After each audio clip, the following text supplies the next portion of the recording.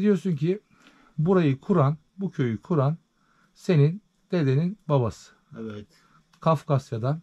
Kafkasya'dan. Niye geliyor Kafkasya'dan buraya? O zaman ortalık Rusya var ya, Evet. o bozuldu. Ondan sonra bir kuraklık, kıtlık girdi. Ondan sigara vereyim mi? Var var. Var. Sen istersen buradan... Ben sarma içeceğim bana. Evet. Ondan dağıldı Kafkasya. Herhalde sıkışanlar mı dağıldı bilmem. Oradan dağılınca Mısır'a kadar gitmiş bir kısmı. Mesela benim öz halamın kocası Mısır'dan koca oldu geldi buraya. O da işte Ömer dede aldı Üçküyü. Çerkeslerde çok ayıp Üçküyü. Sonra geliyor bu yolda gelirken eşini mi kaybediyor? Kim? Dedenin babası. Tabii. Denizde boğuluyor mu o eşi? Boğuluyor. Bir o değil. Şimdi hayvanla geliyormuş dede. Büyük dede. O gemiyle uğraşırken hayvanları sarıyoruz, indiriyoruz derken karı başka bir şeye binmiş. O da batırıyor lan, battı mı nasıl olduysa gidiyor. Şimdi bu köyde bir sen yaşıyorsun. Sen soracağım, ben anlatacağım. Bir ben değil de Bir de yukarıda da bir amca yaşıyor. he, Ama sen doğma büyüme buralısın. Burada doğdun, burada yaşıyorsun. Aynı. Yenge kaç yıl evvel vefat etti? 11. 11 yıldır sen burada yalnız başına yaşıyorsun. Aynı. Peki Yalnız deyince küçük olan arada sırada geliyor. işte idare ediyor. Değil mi? Peki Ali abi küçükken mesela buralarda hep şeyleri duyuyor muydun? Böyle yok periler var, cinler var. Hep böyle hikayeler duyuyor muydun? Duyuyordum. Hiç gördün mü? Ettin? Yok ya hayatta. Değil mi? Zaten kolay kolay gözükmezler. Çay nasıl içiyor? Açık yeter. Açık mı? Korkar şehirdekiler. Şehirdeki. Çünkü neden? Şöyle ki hep bir inanış vardır. Hani bu yüzyıllardır hep böyle anlatılır. Biliyorsun bu dünyada bizden evvel cinler yaşıyordu. Kur'an-ı Kerim'de de anlatılır. İşte iki dağ arası nehir kenarında daha çok yaşarlar. Hatta düğünlerini cinler de bizim gibi insanlar. Mesela bunun dedesi var ya. Evet. Şimdi bunun babası anlatıyor, Allah rahmet eylesin. Tabi bu mevsimde yaprak döküm zamanı. Bayağı ciddi de anlatıyor. Yalan diyeceğiz ama çok ciddi de anlatıyor. Korktu da. Çerkes düğünü. Geldiler yapıyorlar dedi. Bayırda, yalnızda. Beni de oynatıyorlar dedi. Yalnız onların ayakları yamuk dedi. Cin düğün işte. Genelde hep derler ya böyle cinler düğünlerini dere kenarlarında yaparlar diye. Ama duyanlar vardır. Yalnız çakalardan benim bir sadıç. Kaç sene oldu? Şöyle böyle 15 sene olmuştur. Yahu dedi, senin radyon ne çok çalıyor dedi. Allah Allah. Radyo var ama televizyon çıkınca radyo işi bitti. Yahu dedi, sizin oradan dedi acayip bir düğün davul sesi duydum dedi. Ta oradan. Demek ki duyuyorlar. Valla inanmadım ama neyse. Yalnız bunun dedesi çok ciddi anlattı. Değil mi? Bacaklar da yamuk diyor. Bu parmaklar geriye dön diyor. Burada tek başına Onlar yaşıyorsun. koyunlara bakıyor. Burada mesela tek başına yaşıyorsun mesela. Bu büyük bir cesaret aslında. Yani şehirdeki birçok insan yapamaz bunu. Evet. Ama sen burada doğduğun, büyüdüğün için tabii. Bak benim halam oluyor. Bunun babasının nenesi. Evet. O Hamid'in evin öbür tarafta. Bu 50 tane inek, 100 koyun, çobanlar vardı eskiden. Böyle yaşadı. Yek başına. Evet. Tek bak bir kadın bu. Ama tabii tarikat kollamıştır onu da. Hangi tarikat? Hikayeyi de anlatayım. Şu Kandil köyünden çiftçi Evet. bunun. Tabii halamda bir dolaşmaya gidiyor. Halamda da bir toplu tabanca var ama. Eskiden belki ner yoktu da. Toplu tabanca bir bel kuşağının içinde. O yörük ama öteki. Evet. Zahire demiş. Seninle bir evlensek ya demiş. O da dur bakalım demiş, çıkardı. O tabanca olduğunu bilmiyor ya. Yörük adamı. Çıkarıyor. Söyle bir daha demiş. Tuttu da. Yörük salmış.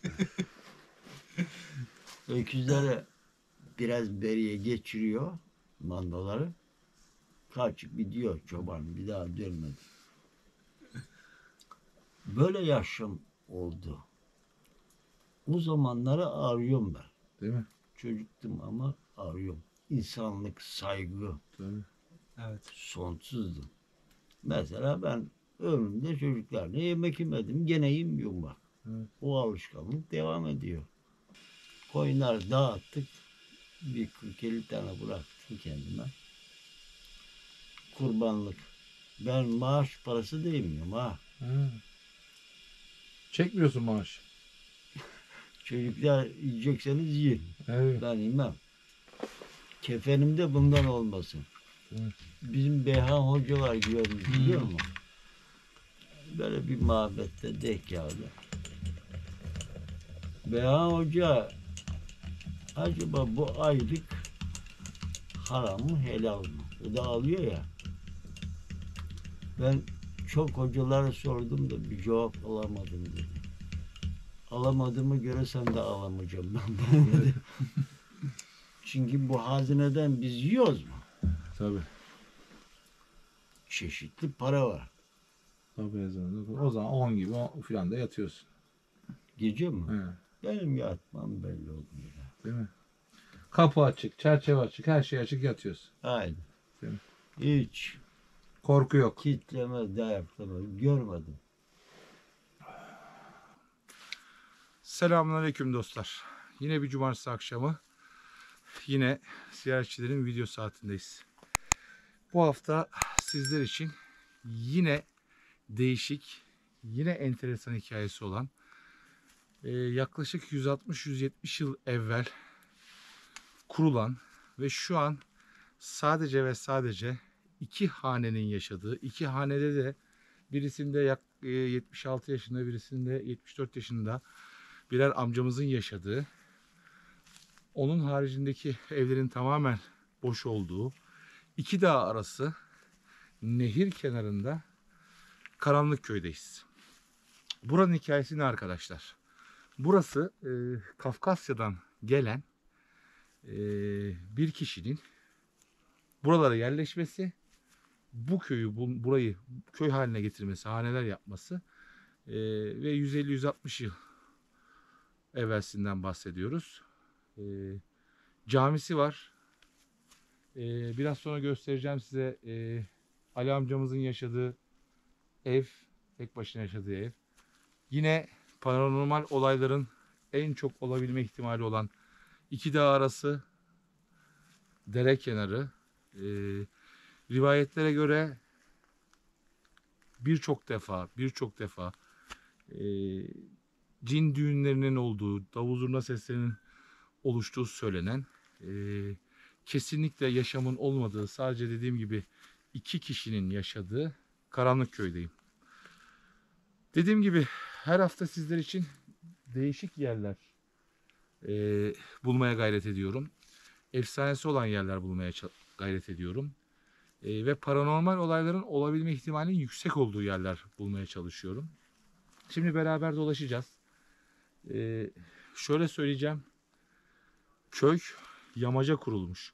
Yani şurası bir dağ. Şurada bir dere var. Öbür tarafta da bir dağ. Bir rivayette bu köye gelen abimiz diyelim, iki tane eş alıyor. İki eş anlaşamayınca derenin bir tarafına bir hane yapıp derenin öbür tarafına bir hane yapıp daha sonra bu haneler çoğalarak fakat birbirlerine düşman oluyorlar. Rivayet bunlar tabi. Bu rivayetler doğrultusunda göya bu tarafta yaşayan işte büyüyle, cinlerle öbür köydekileri talan etmeye çalışıyor. Ve köy boşaltıldı söyleniyor. Tabi bunlar rivayet. Yani herkes bir şeyler anlatıyor. Doğrusunu Rabbim bilir. Ama şu bir gerçek ki bu köyde şu an baktığım zaman iki hane yaşıyor.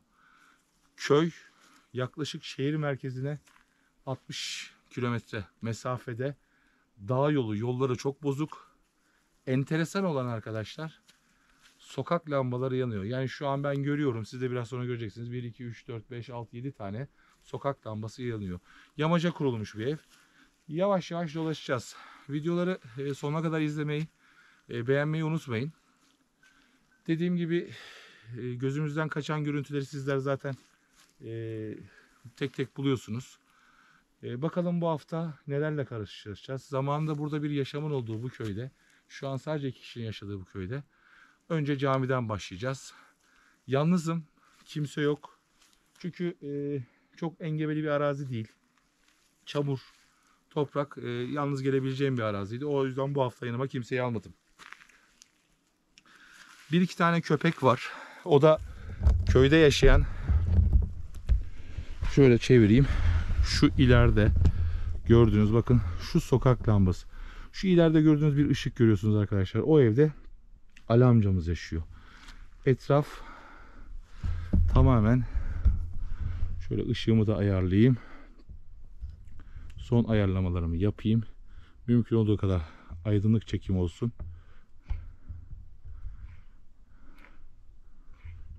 Hava soğuk, ağzımdan çıkan buharlar. Şöyle göstereceğim. Tam gördüğünüz gibi sokak lambası. Tam caminin orada. Cami arkadaşlar, kimse yaşamamasına rağmen camimiz mevcut. Şimdi ona da bakacağız. Şöyle aşağı doğru ineceğim. Tabi şöyle objektifi silmek zorundayım. Çünkü yağmur yağıyor. Ağzımdaki buhar sıkıntı. Şöyle göstereceğim. Bakın ileride gördüğünüz tek tük sokak lambalarını görüyorsunuz.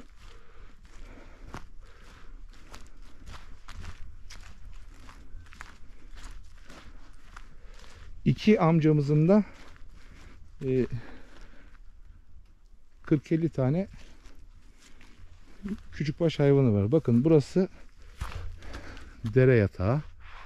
Burası bir daha şu ileride ışığı tuttuğum yerde arkadaşlar görüyorsunuz. Bir abimiz yaşıyor. Onun haricinde köy tamamen boş. Dere kenarı, burası bir yamaç. Bu tarafta ayrı bir yamaç. Ben hep söylerim yani iki dağ arası dere kenarında en çok sevdiği, düğünlerini yaptıkları yerler.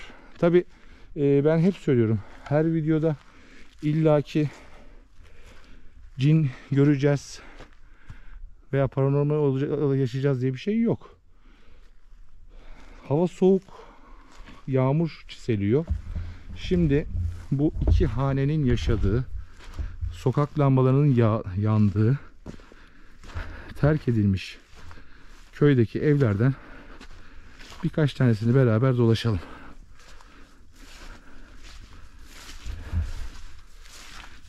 Selamünaleyküm. Şöyle bir kapıdan girdik. Tabii tamamen otlar kaplamış. Zamanında abdest alınan yer. Burası minaresi. Yağmurda hızlanmaya başladı. Şöyle bir bakalım. Euzubillahimineşşeytanirracim. Selamünaleyküm. Şöyle çok kirletmeden bakalım. Gördüğünüz gibi köyde yaşam olmamasına rağmen çok düzenli, tertipli, tertemiz bir cami arkadaşlar.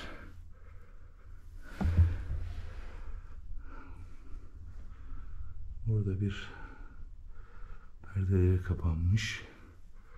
Zamanında tabi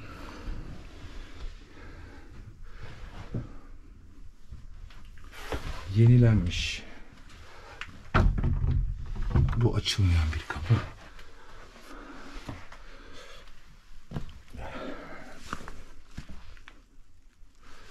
Yağmur hızlanmaya başladı. Selamünaleyküm. Minaremiz. Şimdi biraz yamaç tırmanacağız. Yani şu öbür yakaya gitmek istedim fakat çok çamur. Şurada köprü gibi bir şey var. Oradan geçmek istemiyorum. Şurada yalnız dikkatimi çeken bir şey oldu. Şöyle baktığım zaman şurada eski bir ev var. Zaten gördüğünüz gibi yolları falan şurada. Bu terk edilmiş köylerde bakın. Şurada bir tane mesela çok enteresan. Mavi bir kapı yapılmış. Hani kapısı yapılmış. Şunu kapatalım.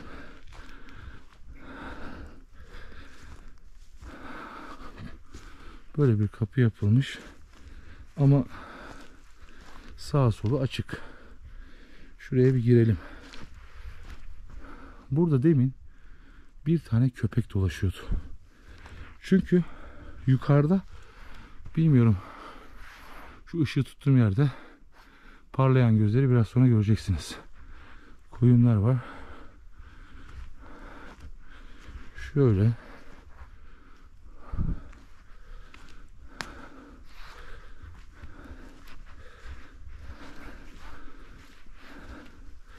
Şimdi koyunların başında bulunan çoban köpekleri çok vahşi oluyor. İnsan görmediği için, o yüzden biraz tedirgin yürüyorum. Bana böyle yerlerde arkadaşlar en enteresan gelen şu sokak lambaları, şu ışığı tutun sokak lambaları. Şu an yağmur hızlandı. Şu dediğim gibi karşıda gördüğünüz ışık burada yaşayan Ali abimizin, şu taraftaki de 1, 2, 3 tane de sokak lambasını görüyorsunuz. Yukarıki tarafta. Böyle bir yapı. Tahmin ediyorum alt katları ahır olarak kullanılıyor. Çünkü malzemeler var. Şöyle baktığımız zaman bir de kımbıranda falan var. Kilit vurulmuş. Kilitli yerlere çok girmiyorum.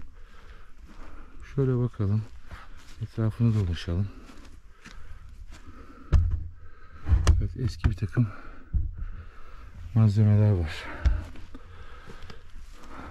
Bir de artık çekeceğim videolarda şöyle bir şey aldım. Yani ben biliyorsunuz sizler için doğru bilgiler, doğru yerler araştırmaya çalışıyorum. Doğru yerlere gitmeye çalışıyorum. Ve bilgi paylaşımı yapmaya gayret ediyorum. Ve biliyorsunuz Telegram grubumuz da var. Orada bilgilerimizi paylaşıyoruz.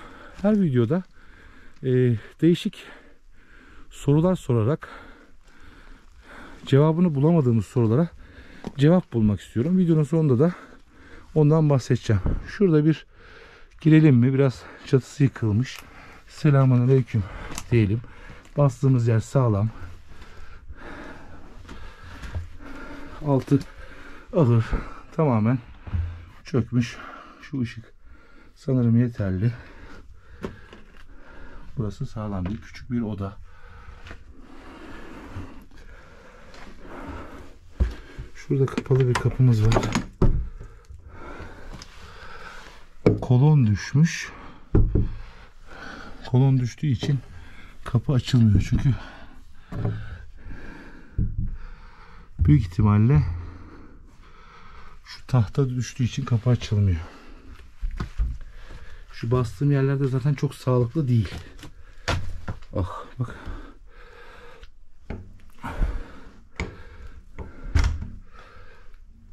Şöyle basacağım ama taşır diye ümit ediyorum. Toprak çünkü. Toprak ve ahşap. Zamanında bu evde bir yaşam vardı.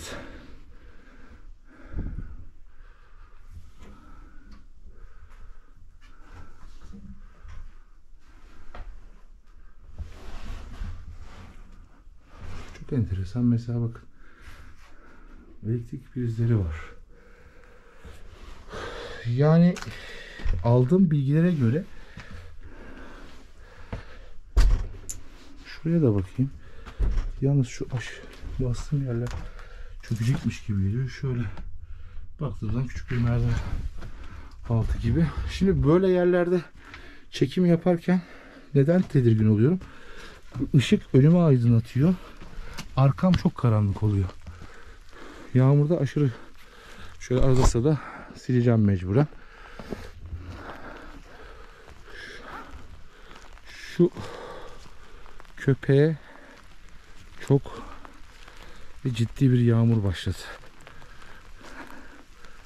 Şurada bakın. Şöyle köpeği kestirmeye çalışıyorum. Bir ev var. Ve şurada gördüğünüz gibi gözlerinden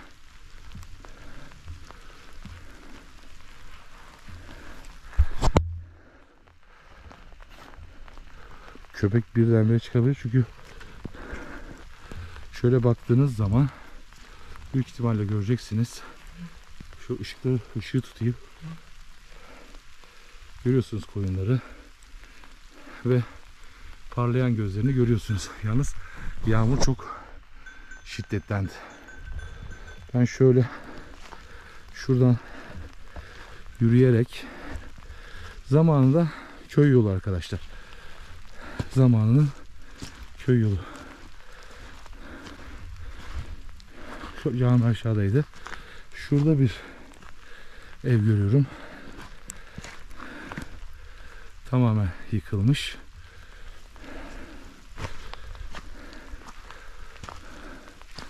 Şuraya tekrar yaklaşalım. Köpek nereye gitti?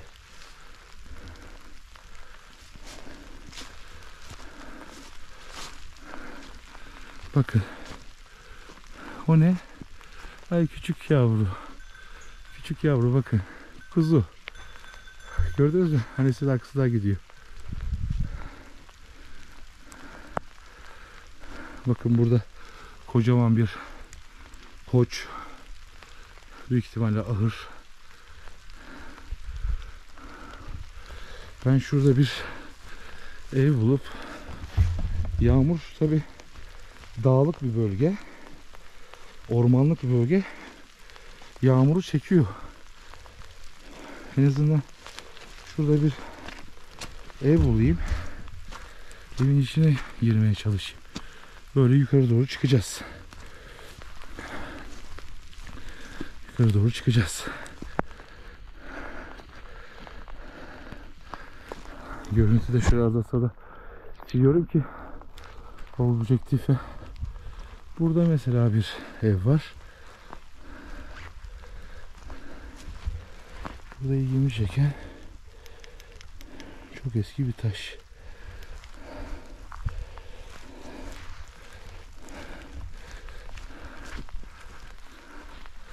Tamamen bahçesi kaybolmuş.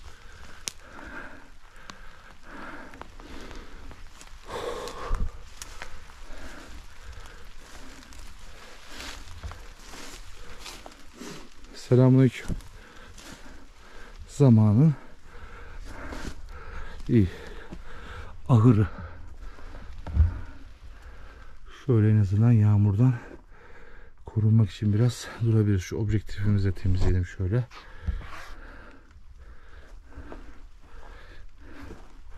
Yalnız yağmur çok şiddetlendi. Şurada bir çökme olmuş. Bunun üst katına nereden gideriz? Onu da hiç bilmiyoruz.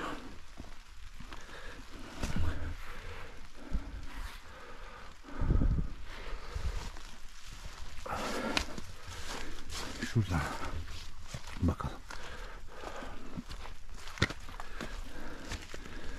Ah.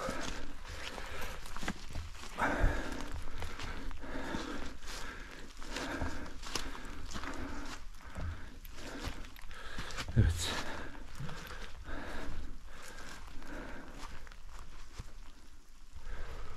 Köpek buraya girmemiştir diye düşünüyorum. Çok sağlam değil ama yine de yağmurda kurumak amaçlı gireceğim. Çünkü yerler, selamünaleyküm.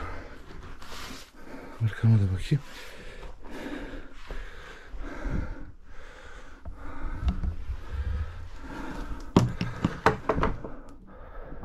En azından şöyle buraları araştırırken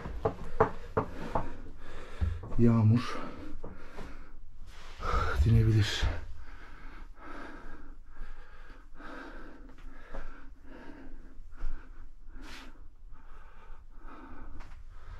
Zamanının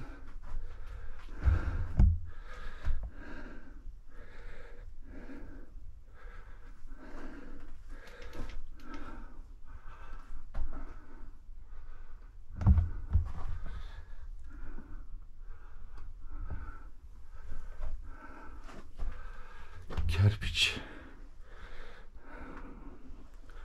Buranın herhalde bir çatısı mı var, üst katı mı var? Şöyle bir bakacağız. Şuraya bastığım yerler oynuyorlar. Evet. Çatısıymış. Çatı boşluğu. Şöyle çok eski bir sandık var, ona işte bakalım. Selamünaleyküm.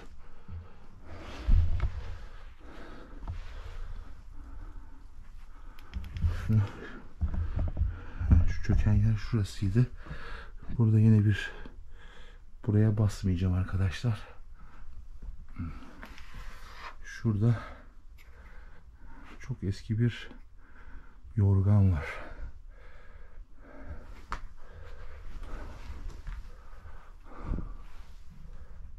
Duydunuz mu sesi?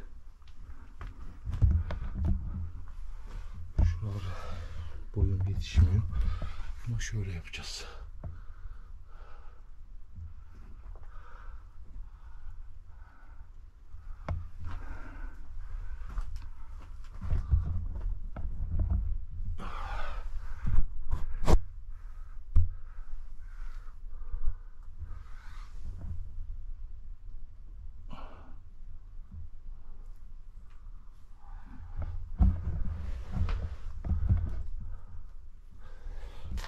Şuraya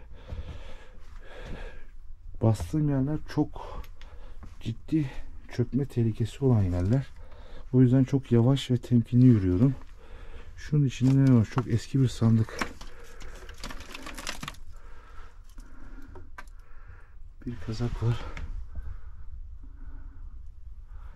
Arkamdan bir ses duydum. Çok eski bir ses var.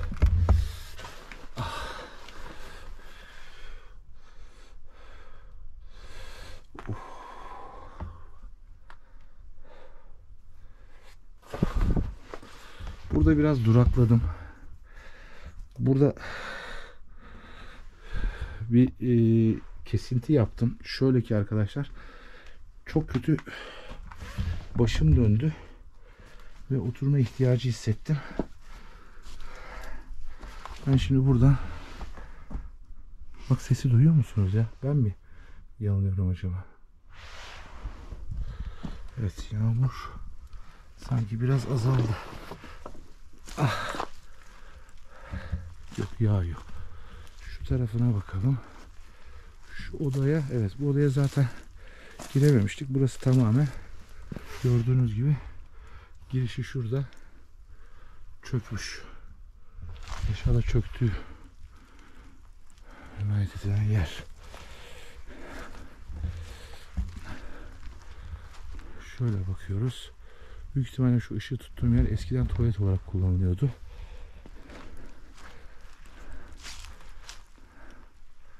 Evet. Buradan yukarı doğru yürümeye devam edelim. Orada başım döndü.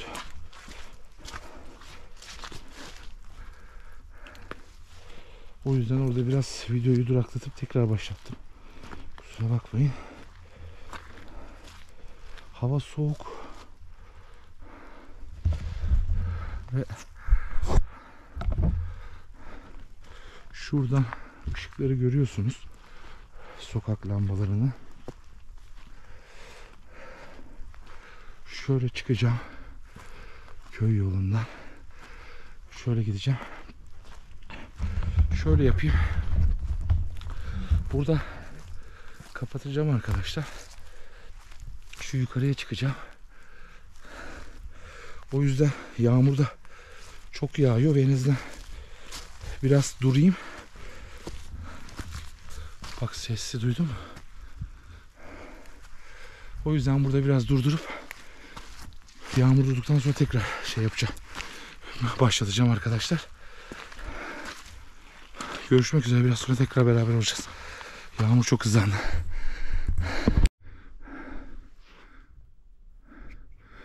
Biraz ara verdim arkadaşlar.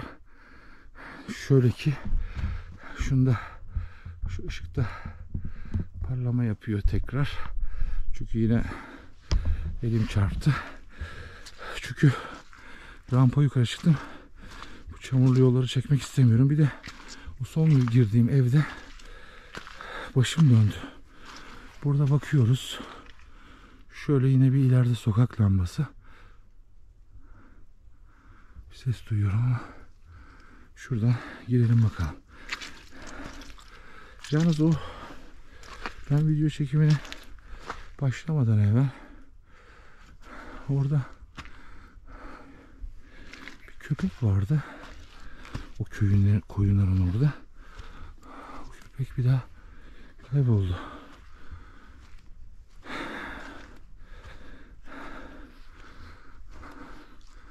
Buranın girişi nerede? Şu evde birim var. Yok. Şöyle yürüyelim.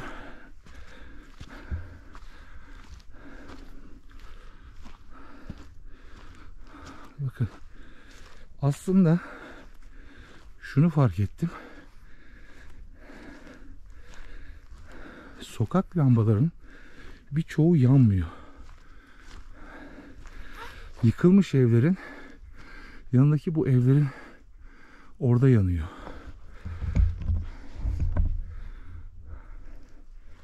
Ağzımdan çıkan buhar. Burası tamamen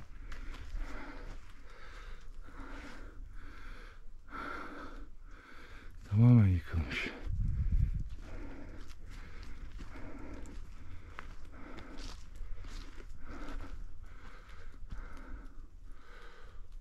Şurada bakın yine sokak lambası. Şurada da 2 tane su. Ben şu an arkadaşlar şöyle göstereceğim. Karşıda gördüğünüz bakın 1, 2, 3, 4, 5 tane sokak lambasını görüyorsunuz. Ve şu aslında derenin öbür tarafında da. İşte orada ileride gördüğünüz ışık da Ali amca yaşıyor. Şu ikinci ışığın orada da ismini bilmediğim bir abi yaşıyor. Dediğim gibi köyde sadece onlar var. Ve demin gördüğünüz evde hayvanlar var. Yani duyduğum, konuştuğum kadarıyla gündüz dahi gelmiyor. Sadece Ali abinin çocukları geliyormuş arada sırada buraya. Böyle bakın. Tarihi 150-160 yıl olan Kafkaslardan gelip burada iki dağ arası dere kenarında bir yaşam kuran insanların bıraktığı. Daha sonra tabi bu tamamen hani cinlere, paranormal olaylara, bu tip yerler elektrik, su, yaşam şartlarından dolayı da yeni nesiller tarafından bırakılabiliyor. Genelde bu tarz evlerin altları ahır olarak kullanılıyor. Burada gördüğünüz gibi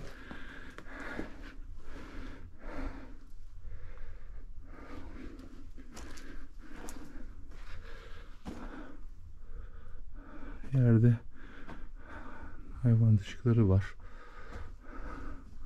Şu duvar biraz yıkılmış.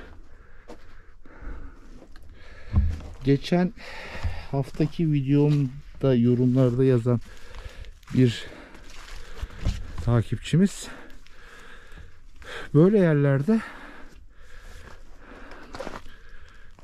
böyle 3 tane taşı üst üste gördüğün zaman abi, veya mesela 3 tane üst üste taş veya herhangi bir obje üst üste dizilmiş olduğu zaman oranın sahipleri olduğu anlamına geliyormuş. İlk defa duydum. Aklıma geldi. Paylaşmak istedim. Yollar gördüğünüz gibi bozuk. Şu üst kata bir bakalım.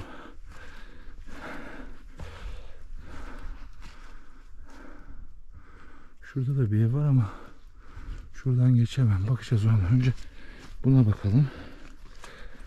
Şöyle bastığımız yerlere şu ışığı kapatacağım çünkü kapalı alana girdiğim zaman bu ışığım yetiyor. Oh, oynuyor. Bastığım yerler içeri göçüyor. Bismillahirrahmanirrahim. Kapı açılmıyor.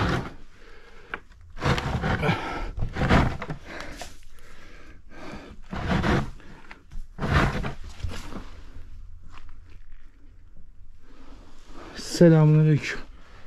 Şöyle basarak girelim dikkatlice. Tamamen çökmüş. Ay, Allah cezanı vermesin. Bu kuş kırlangıç değil. Birdenbire arkamdan geldi. Bu tip yerlerde normal tabi. Şöyle gördüğünüz gibi yerler toprak ve çok esnek. Altı da biliyorsunuz ağır. Şu çatı katına bir bakalım. Uzatalım kameramızı. Ben tabi şu an göremiyorum. Şöyle etraflıca baktığımız zaman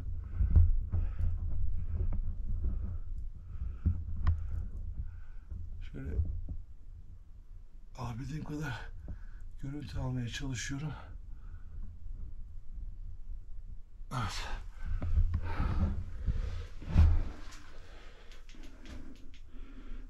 Çok yavaş adımlarla yürüyorum. Bu kuş nereden geldi? Yuvası mı vardı acaba?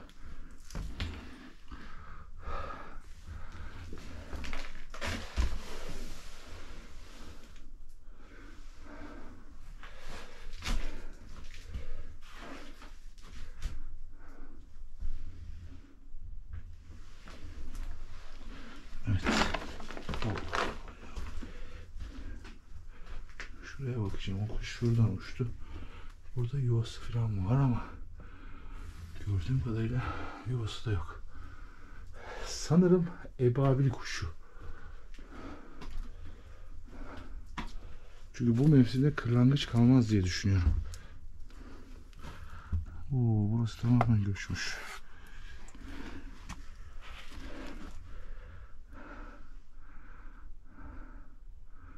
Burası tamamen göçmüş arkadaşlar. Bir takım eşyalar varmış. Yataklar, yorganlar. Şöyle girebildiğim kadar gireceğim ama çatı tamamen çökmüş. Şurası sanırım, şöyle baktığım zaman mutfakmış.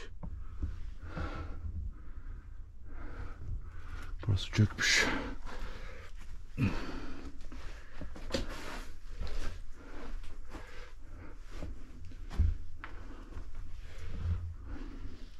Ben her zaman söylediğim gibi böyle yerlerde enerjiyi ciddi daha yüksek alabiliyorsunuz. Şuradan geçiş var mı? Bakalım şu arkadaki eve nasıl gidebiliriz?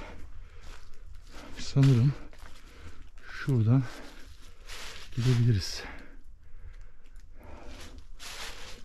Şuradan, eğer bu kapıyı açmayı başarabilirsek Yok, buradan gidemeyeceğiz. Oradan da gidemeyeceğiz. Nasıl açacağız bu kapıyı? Arkasında bir şey de yok. Normalde açılması lazım. Şöyle açılacaklar. Evet. Şöyle açıp tekrar. Bak mesela çok enteresan. Şöyle açtık kapıyı. Şurada da bir giriş var ama farklı bir giriş var. Demin baktığım oda, şöyle taşlar oynuyor. Burada da şöyle girmeye gayret edeceğim. Düşmeden. Allah. Çok kötü kayıyor. Bak burası mesela. Acaba diken.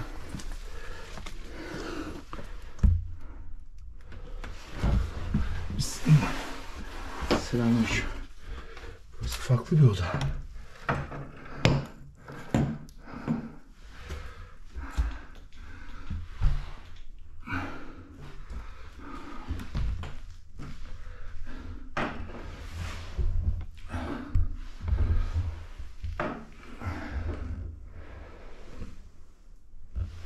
Burası farklı bir oda. Evin farklı bir girişi.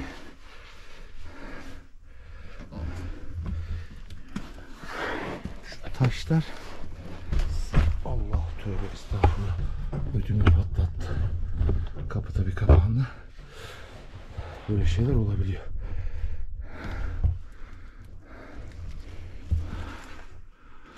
Bakayım. Şöyle kapıyı tabii demin ittim böyle. Şöyle durdu. Şöyle durdu. Bakalım. Tabii.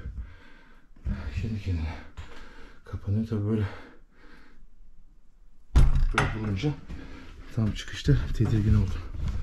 Yalnız şuradaki taşları görüyorsun. Bunlar çok kayıyor arkadaşlar. Üzerleri yosun bağlamış. Ve bildiğiniz Allah. Bildiğiniz şey gibi kayıyor. Şöyle buraya dolaştık. Şimdi şu arkadaki eve gidelim. Şurada bir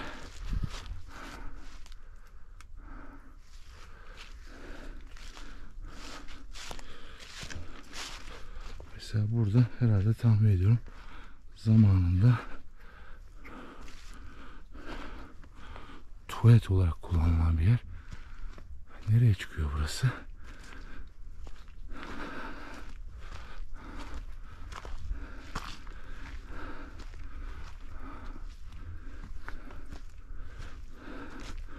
Şurada da mesela bir bahçe görüyorum. Ev var mı? Yok. Şurada bir ev var sanırım. Oh. Çok dik.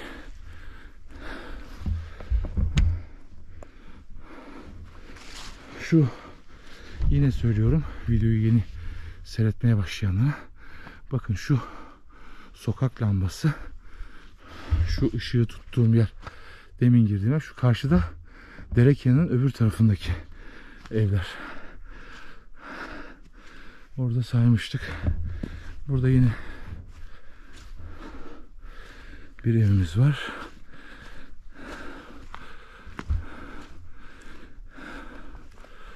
Yine altı ahır olarak kullanılan bir yer. Gördüğünüz gibi örümcek ağı kaplamış.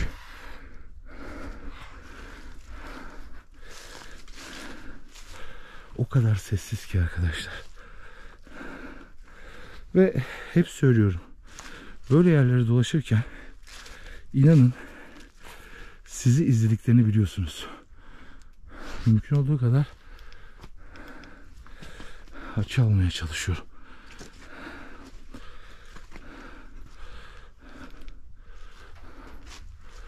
Şurada ne var? Eski ardiye gibi bir yer. Bakalım. Depo gibi. Burada zamanında kullanılan bir fırın.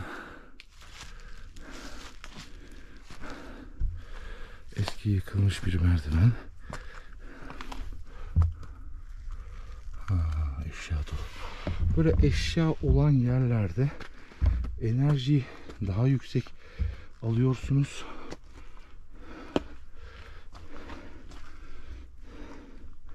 Ben buraya basarsam arkadaşlar yıkılır mı burası? Kimse de yok. Mahvoluruz. Şuraya kendimizi atabilirsek. Açılmıyor. Açılmıyor bastığım yerde. Sıkıntı. Niye açılmıyorsun? Şöyle arada. Şöyle.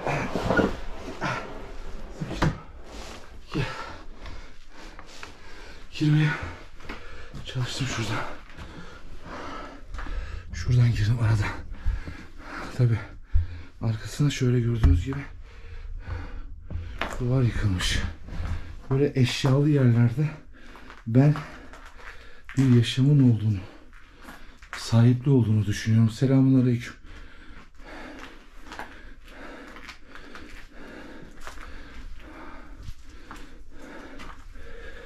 Burası bir kapıymış.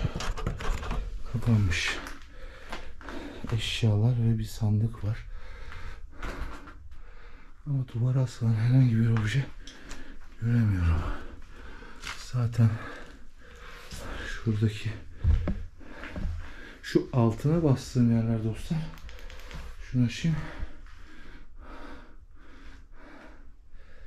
Böyle kerpiç ve kağıt çok oynuyor.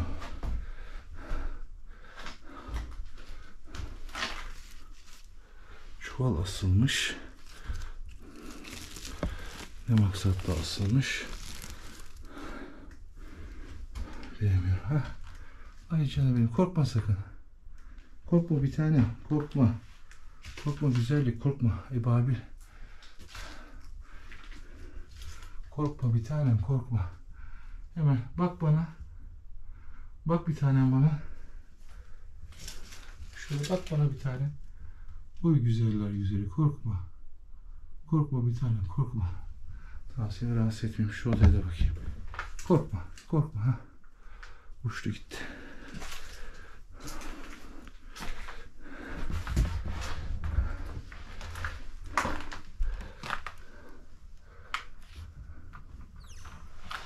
Ses. Yukarıdan mı geldi?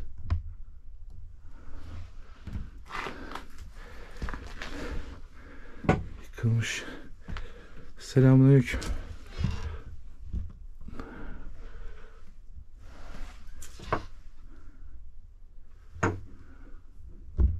Bir takım eşyalar var. Çatı falan da yıkılmış. Şuradan kamerayı uzatacağım.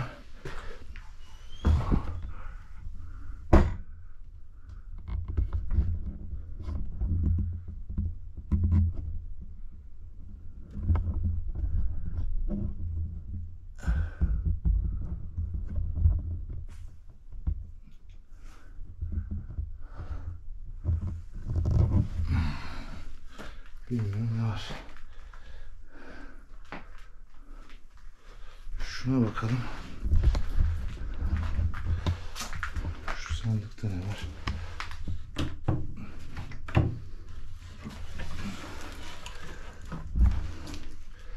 Şöyle baktığımız zaman eski yelek, oyun örmeleri. Böyle şeyleri çok kurcalamak istemiyorum. Örümcek ağ kaplamış, örümcek yuva yapmış. Eski eşyaları çok elimi sürmek istemiyorum.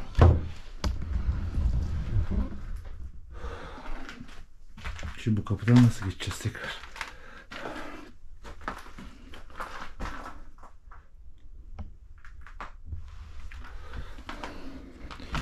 Bir şey daha açılsa.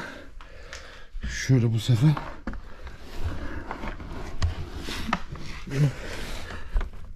Yalnız şu şey takılıyorum. Bunun kolunu.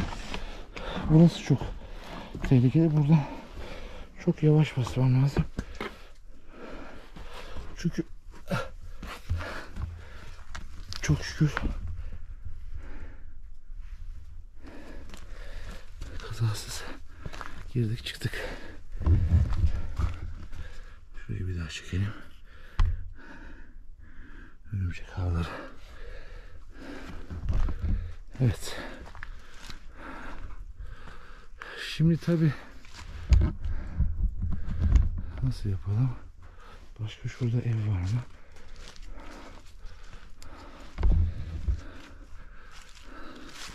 Birçok ev yıkılmış. Şöyle baktığım zaman şuranın bir depo olduğunu düşünüyorum. Şöyle baktığım zaman şurada ne var? Bomboş bir arazi. Şöyle çok enteresan. Şöyle mermere benzeyen taşlar var.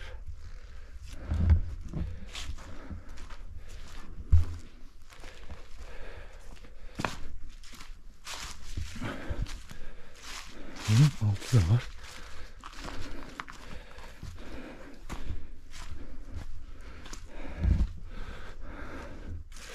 Ben hep söylüyorum arkadaşlar. Yani sesleri mutlaka duyuyorsunuz. Oo, ne kadar güzel eşyalar var burada. Şuraya bir bakacağım. Bir yerimi sakatlamadan. Çok eski eşyalar var orada. Araba tekerlekleri.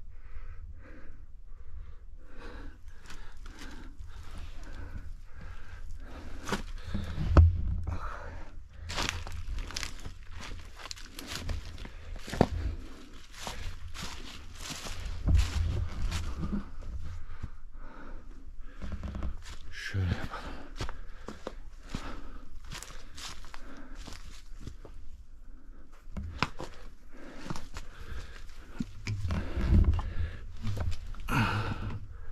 Bismillahirrahmanirrahim. Bakalım. Arkamı göremiyorum. Tedirgin oluyorum.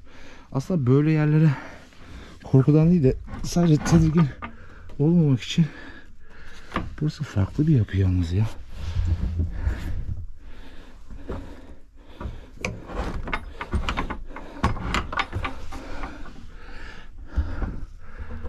Şöyle ambar. Ambar olarak yapmışlar.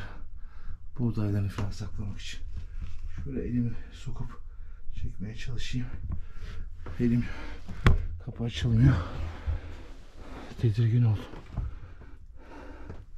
Şu kapıyı yine kapatayım.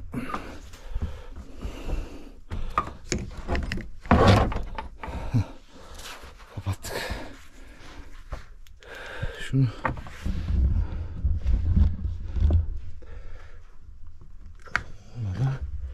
şimdi bilmiyorum ama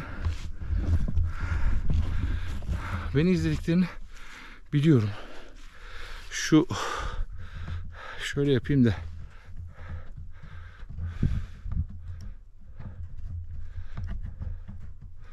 şöyle yapalım. Şunu zaten beni izlediklerini biliyorum. Tabii yani hep söylüyorum.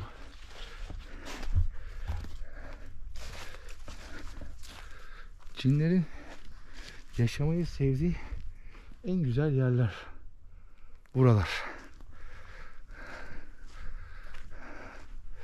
Daha şöyle söyleyeyim. Şu karşı tarafta 14-15 tane ev var. Tabii kamera yanlış tarafı alıyor.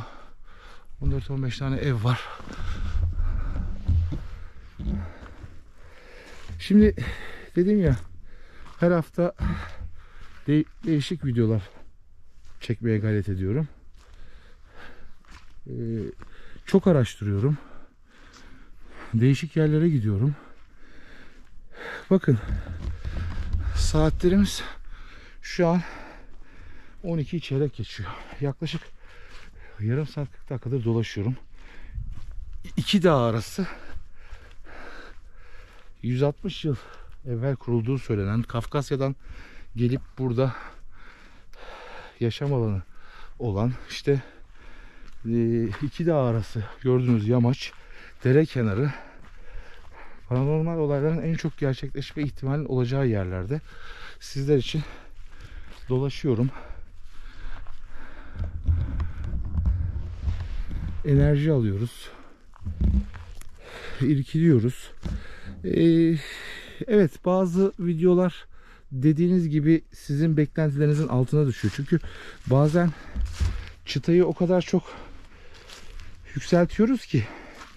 Mesela geçen haftaki gördüğünüz o muazzam enerji dolu ve beni ciddi anlamda sarsan 6. yüzyıldan kalma kilise. Ondan evvelki hafta yine o kilisede yaşadığımız sıkıntılar. Bazen çıta yükselince böyle terk edilmiş yerler bazılarınızın hoşuna gitmiyor. Çünkü çıta çok yükseliyor.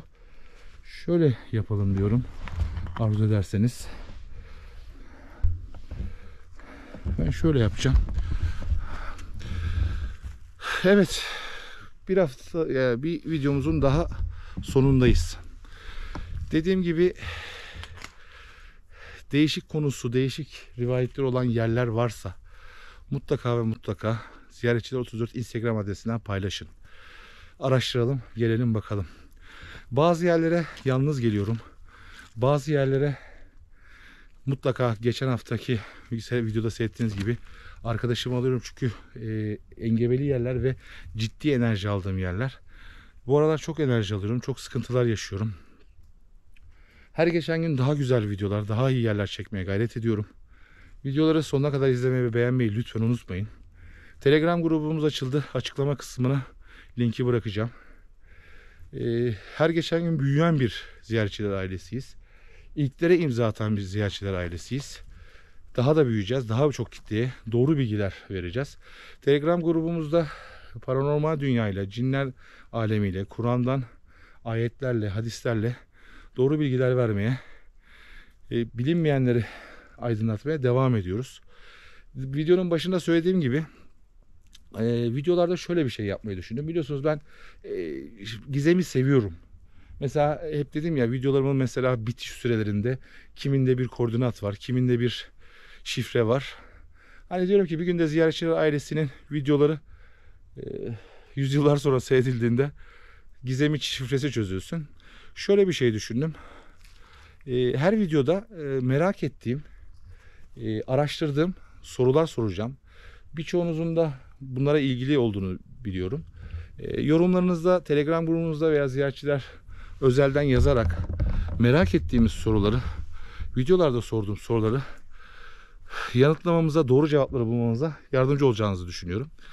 Bu hafta merak ettiğim arkadaşlar, kafama takılan rehberimiz Kur'an-ı Kerim'de biliyorsunuz 7 adet varlığın dünyada olduğu söyleniyor.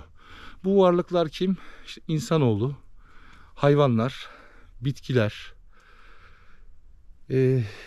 melekler, cinler. Diğer 2 tanesi ne olabilir? Bunu bilen, açıklayabilecek olan varsa Allahu Ekber. İşte kamera oradayken görmüyoruz ama yarım kaldı. Bu mesela benim şu an araştırdığım bir konu. Bilgisi olan paylaşırsa, yani Kur'an'da anlatılan, tabi şeyle karıştırmayın lütfen. 18.000 alem, hani bilmediğiniz alemlerden farklı. Dünyada şu an yaşayan 7 tane varlığın olduğu. Yani aynı işte insanoğlu, bitkiler, hayvanlar, cinler, melekler. Diğer ikisi ne olabilir arkadaşlar? Yorumlarınızda cevap verirseniz, Telegram sayfamızdan cevap verirseniz sevinirim. Videoları izlediğiniz için çok teşekkür ederim. Takdir ederseniz beğen butonuna basarsanız daha da mutlu olurum. Her geçen gün daha da büyüyeceğiz. Daha çok kitleye ulaşacağız. Bir yandan da yavaş yavaş şöyle yürüyeyim. Gizemleri aydınlatacağız. Ekonomik zorlukları yenip daha uzak yerlere gideceğiz. Etrafınızda, yaşadığınız yörede bildiğiniz, rivayet edilen gizemler varsa bunları paylaşın. Araştıralım, gelelim, çekelim. Şimdilik bu haftalık hepinize çok teşekkür ediyorum. Allah'a emanet olun diyorum. Selamun aleyküm diyorum. Aleyküm.